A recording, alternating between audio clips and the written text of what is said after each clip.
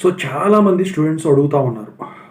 ముఖ్యంగా ఇప్పుడు third year చదువుతున్న వాళ్ళు ఎవరైతే ఫైనల్ ఇయర్‌కి రావడానికి రెడీగా ఉన్నారో వాళ్ళు, సెకండ్ ఇయర్ అయిపోయి ఉన్న వాళ్ళు వచ్చేసరికి ఒక ఇంపార్టెంట్ డౌట్ అడుగుతున్నారండి.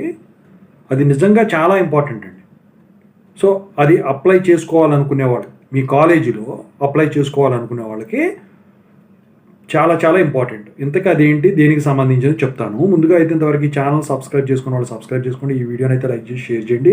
మీకు ఏమైనా డౌట్స్ ఉంటే కాల్ మీ 4 ద్వారా కాల్ చేయండి. Telugu engineering education Telegram YouTube channel subscribe చేసుకుని జేఎన్‌టీయూ యూనివర్సిటీ అప్డేట్స్ ఛానల్ కూడా. చాలా మంది వచ్చేసరికి ఏంటంటే పాస్‌పోర్ట్ అప్లై చేయడానికి మొగ్గు చూపుతూ ఉంటారు బీటెక్ చదివేటప్పుడు. ఎందుకంటే ఇప్పుడు బీటెక్ అయిపోయినప్పుడు ఎప్పుడన్నా హైయర్ స్టడీకి వెళ్ళాలి, లేకపోతే ఏదైనా జాబ్ వచ్చి వేరే స్టేట్ వేరే కంట్రీస్కి వెళ్ళాలంటే అప్పటికప్పుడు అంటే టైం పడుతుంది. కాబట్టి ఇప్పుడు నుంచి అప్లై చేసుకుంటే చదువుకునే టైంలోనే పాస్పోర్ట్ అనేది వచ్చేస్తుంది. ఎక్స్పైరీ డేట్ చాలా లాంగ్ బ్యాక్ ఉంటుంది కాబట్టి.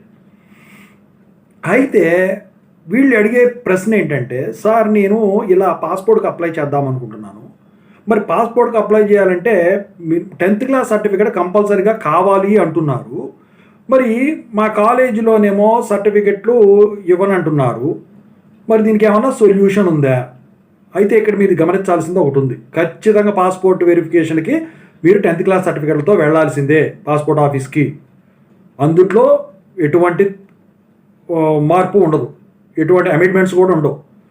మరి 10th క్లాస్ సర్టిఫికేట్ కావాలంటే ఏం చేయాలి? మీ కాలేజీ వాళ్ళు ఇవ్వనంటాం వేరు, కండిషన్ పెట్టి ఇస్తానంటాం వేరు. అంటే మీరు వాళ్ళకు వచ్చేసరికి ఆ సర్టిఫికేట్ తీసుకొని వెళ్ళిపోతే మళ్ళీ వాళ్ళు ఇబ్బంది పడతారని చెప్పేసి వాళ్ళు ఏం చేస్తారంటే కాలేజీ వాళ్ళు ఎంటీ చెక్ ఒకటి ఉంటుంది కదా, మీ సంతకాలు పెట్టింది. సో దాన్ని తీసుకుంటారు మీ దగ్గర. ఒక లెటర్ రాపించుకొని ఆ ఎంటీ చెక్ తీసుకొని అప్పుడు 10th క్లాస్ సర్టిఫికేట్ ఇస్తారు. అయితే మళ్ళీ మీ పాస్పోర్ట్ వెరిఫికేషన్ అయిపోయిన వెంటనే ఆ సర్టిఫికేట్ తీసుకొచ్చి ఇక్కడ సబ్మిట్ చేస్తే ఆ ఎంటీ చెక్ అనేది ఇచ్చేస్తారు. మరి ఈ ఎంటీ చెక్ ఎందుకు అంటే, మీరు కనుక సర్టిఫికేట్ తీసుకొని పారిపోయారు అనుకోండి, ఆ ఎంటీ చెక్ మీద నెంబర్లో వేసి డబ్బులు మీ అకౌంట్లో డబ్బులు ఉండవు కదా, స్టూడెంట్ అకౌంట్లో. అది బ్యాంకులో అయితే చెక్ బౌన్స్ అవుతుంది, అది కేసు అవుతుంది అనమాట. అందుకని చెప్పేసి ఇలా చేస్తారనమాట. చచ్చినట్టు తీసుకొచ్చేసి సర్టిఫికేట్ ఇస్తారు కాబట్టి. అయితే లెటర్ సర్టిఫికేట్ ఇవ్వడం అనేది హైలీ ఇంపాసిబుల్. ఖచ్చితంగా అయితే ఇలాంటిది ఏదో ఉండదు. అదొక మార్గం. ఇక రెండో మార్గం వచ్చేసరికి ఏంటంటే మనీ డిపాజిట్ చేయించుకుంటారు. నీ దగ్గర డబ్బులు ఉంటే ఆ మనీ అనేవి రిఫండబుల్. అంటే నువ్వు సర్టిఫికేట్ తీసుకొచ్చేసి మళ్ళీ పాస్పోర్ట్ వెరిఫికేషన్ అయిపోయిన తర్వాత సబ్మిట్ చేసావనుకో, అప్పుడు నీ డబ్బులు నీకు రిఫండ్ చేసేస్తారు. సో ఈ 2 మార్గాలు తప్ప వేరే మార్గాలు అయితే లేవండి. పాస్పోర్ట్ దాంట్లో వెరిఫికేషన్లో ప్రాసెస్ మారదు.